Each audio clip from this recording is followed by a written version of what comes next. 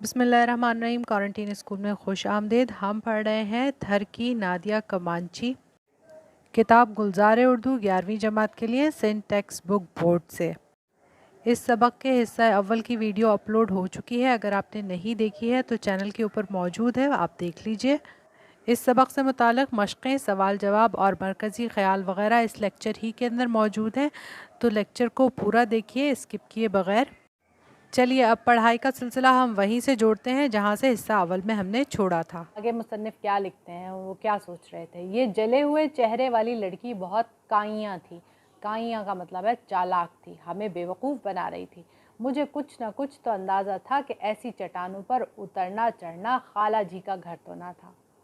यहाँ ये क्योंकि ये अजनबी थे, उनकी ज़बान में नहीं जानते थे और बस इशारों से ही समझ रहे थे ना कि वो क्या कह रही हैं, तो बच्ची क्या कह रही है। तो इनको लगा कि ये बच्ची मुझे बेवकूफ़ बना के पैसे ऐंठना चाह रही है और कोई आसान काम है कोई इतनी दूर तक जाना और जाकर वापस आ जाना।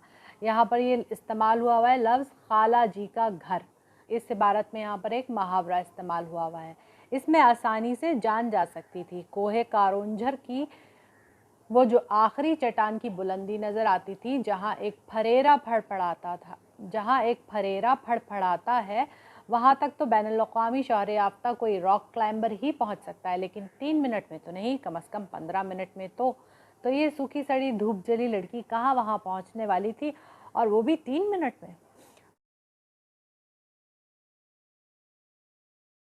अब इस पैराग्राफ में जो हमने पढ़ा वो ये है कि मुसन्निफ़ के दिल में ये ख़्याल आया कि लड़की तो मुझे बेवकूफ़ बना के पैसे ऐंठना चाह रही है, मुझसे छोटी सी तो है मगर है बड़ी चालाक।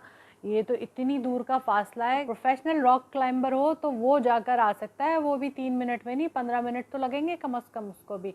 तो ये बच्ची कहाँ जा सकती है, ऐसी बातें बना रही है और चाह रही है कि मैं इसको थोड़े पैसे वैसे दे दूँ। अच्छी बात यह है कि मुसन्निफ़ की जो भी बात दिल में आ रही थी वो उन्होंने यहाँ पर लिखी है। ये नहीं उन्होंने किया कि मेरे दिल में तो ख़्याल आ रहा था, उसके बारे में मैं गलत सोचने लगा था, लेकिन मैं अच्छा लिख दूँ ताकि सब मेरी तारीफ़ करें। अब ये किताब तो उनकी एक ज़माने ने पढ़ी है, तो जो बात जैसी थी मुसन्निफ़ ने वैसे के वैसे ही यहाँ पर लिखी है। ये एक बहुत अच्छा पॉइंट है। अब आगे पढ़ते हैं। क्यों साईं दीदा दिल मुझसे मुखातिब हुआ, तमाशा करते हैं, इसे कहो जाए। यहाँ मुसन्निफ़ ये कह रहे हैं कि मेरे दिल ने सोचा कि बच्ची जा तो सकती नहीं है, ऐसे ही दावा कर रही है, तो चलो हम भी तमाशा करते हैं थोड़ी देर के लिए। इससे कहते हैं कि जाओ ज़रा जाके हमें दिखा के आओ। मैंने घड़ी पर वक्त का तयन किया। वो धूप जली लड़की दीदा दिल का इशारा पाते ही इंसान के रूप से जुदा होकर एक बंदरिया हो गई। यहाँ पर मुसन्निफ बंदरिया से उस बच्ची को तशबीह दे रहे हैं, क्योंकि उसकी दुबली पतली काली सी वो बच्ची थी और बहुत गरीब सी यकीनन वो बच्ची होगी कि जिसके जिस्म पे गोश्त भी नहीं था, कपड़े भी उसके फटे पुराने मैले कुचैले थे, और ये तो अपनी पराडों में बैठ के गए थे, तो इनको वो बच्ची बंदरिया की मानिंदी लगी। तो ये भी इन्होंने लिख दिया यहाँ पर। नंगे पाँव पहले वो रास्ते से उतरकर खाई के अंदर गायब हो गई, फिर यकदम जाहिर हुई और उछलती कूदती चट्टानों पर चढ़ती, बड़े पत्थरों को फलांगती, कभी उनमें ओझल हो जाती और कभी किसी चट्टान की ओट में से नमूदार हो जाती। और वो बता रहे हैं कि किस तरह वो भागती दौड़ती बच्ची जो है वो ऊपर चढ़ना शुरू हुई।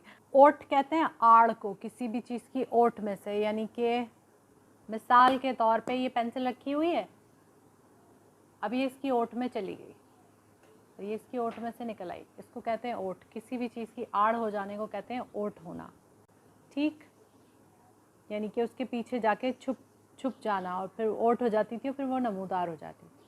कामरान ना सिर्फ बाकमाल फोटोग्राफर था बल्कि एक तजर्बेकार कोहनवर्द भी था। कामरान गालबन इनके साथ कोई शख्स होगा। अब क्योंकि हम ये इक़्तिबास पढ़ रहे हैं पूरे सफ़रनामे का बिल्कुल छोटा सा हिस्सा, तो हमें इसका सयाक़ो सबक नहीं पता। हमें नहीं पता कि मुसन्निफ़ के साथ कौन कौन था, वो कहाँ से आ रहे थे और कहाँ जा रहे थे। एक छोटा सा हिस्सा हम उनके सफ़रनामे का पढ़ रहे हैं, ठीक है। तो हम अभी नहीं जानते कि कामरान कौन था। अगर आपको कामरान के बारे में और मुसन्निफ़ का पूरा सफ़र जानने के बारे में तजस्सुस है तो उसके लिए आपको इनकी किताब ज़रूर पढ़नी पड़ेगी। अभी हम ये फ़र्ज़ करते हैं कि कामरान कोई शख्स था जो इनके साथ मौजूद था। वो एक फ़ोटोग्राफ़र था। बहरहाल ये मुसन्निफ़ ने बताया है कि वो एक फ़ोटोग्राफ़र था, ठीक है। तो कामरान ना सिर्फ एक बाकमाल फ़ोटोग्राफ़र था बल्कि एक तजर्बेकार कोहनवर्द भी था। इनके साथ जो शख्स था जिसका नाम था कामरान, वो एक बहुत अच्छा फ़ोटोग्राफ़र था। और कोह कहते हैं पहाड़ को, और कोहनवर्द कहते हैं पहाड़ों को सर करने वाला या पहाड़ों में घूमने फिरने वाला शख्स। उसने शदीद हज़ीमत महसूस की कि एक छींट सी बच्ची की ये जुर्रत कि तो उसने यहाँ पर अपनी हार महसूस की, शिकस्त महसूस की, या यूँ कर सकते हैं कि उसने अपने दिल के अंदर थोड़ी सी अपनी बेइज्जती सी महसूस की कि एक छोटी सी, बिल्कुल छोटी दुबली पतली सी 8 साल की बच्ची जो है वो इतनी दूर तेज़ी से जा रही है चट्टानों के अंदर। उसका भारी वजूद हैरत अंगेज़ फुर्ती के साथ उस चट्टानी बुलंदी पर चढ़ता गया, और जब उसने बच्ची को चट्टानों के ऊपर कलांचे मारता हुआ देखा और तेज़ी से भागते हुए देखा, तो उसने अपना कैमरा वगैरह सब छोड़ा और वो कूद गया भागने के लिए, और उसने कहा मैं भी जाऊंगा इस चोटी के ऊपर और चोटी को सर करके आऊँगा।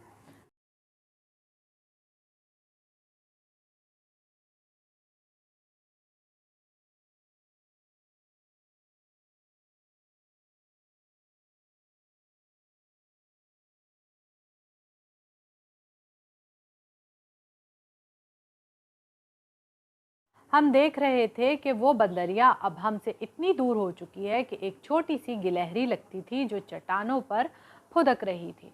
मुसन्निफ़ ये लिखते हैं कि अब हम तो ये देख रहे थे कि वो बच्ची जो जिसको इन्होंने बंदरिया से तशबीह दी, भागते भागते इनसे इतनी दूर हो गई, फासले की वजह से इनको बिल्कुल छोटी सी गिलहरी लगने लगी। तब वो एक मर्तबा फिर ओझल हुई और कुछ लम्हों बाद चट्टानों की आखिरी बुलंदी पर लहराते हुए रेरे के बराबर में खड़ी हमें हाथ हिला रही थी। अभी मुसन्निफ ये सोच ही रहे थे तो बच्ची एक दफ़ा फिर भागते भागते इनकी नज़रों से ओझल हो गई, यानी कि छुप गई, और कुछ लम्हों के फ़ौरन बाद वो चट्टानों की आखिरी बुलंदी पर लहराते हुए फरेरे के बराबर में कुछ ही लम्हों के बाद वो इनको दोबारा से उसी वो झंडा या जो भी चीज़ वहाँ पर लहरा रही थी उसके पास खड़ी हुई नज़र आई, और वहाँ पे खड़ी हुई इनको देखकर हाथ हिला रही थी। अब इन्होंने अपनी घड़ी चेक की तो घड़ी के ऊपर पूरे 3 मिनट गुजरे थे, यानी कि 3 मिनट में वो बच्ची बहुत ही फुर्ती से भागती हुई और चट्टानों के सबसे ऊपर वाले हिस्से के ऊपर जाकर खड़ी हो गई और इनको हाथ हिलाने लगी। अगले लम्हे वो उसी तौर उछलती कूदती नंगे पांव चट्टानों से उतरती वापस आ रही थी, और अगले ही लम्हे इनको हाथ हिला जब इन्होंने देख लिया कि वो हाथ हिला रही है तो उसके अगले ही लम्हे वो वापस पलटी और उसी तरह से उछलती कूदती नंगे पांव चट्टानों पर से उतरती हुई वापस आ रही थी। और तब कामरान ने भी फासला भी ना तय किया था। जिस वक्त वो बच्ची वापसी का सफ़र तय कर रही थी उस वक्त इनके साथ जो फोटोग्राफ़र था वो अभी आधे रास्ते भी नहीं पहुंचा था। वो खाई में से बरामद हुई और भागती हुई हमारे पास पहुंचकर हमें दाद तलब आंखों से देखने लगी। पूरे 2 मिनट, कुल 5, और वो हाँप नहीं रही थी, उसका सांस चढ़ा हुआ नहीं था। अब यहाँ पर ये बता रहे हैं मुसन्निफ, वो बच्ची 3 मिनट में पहाड़ी की चोटी तक पहुँची और 2 मिनट में वापस आ गई, यानी कि उसको आने और जाने में टोटल 5 मिनट लगे।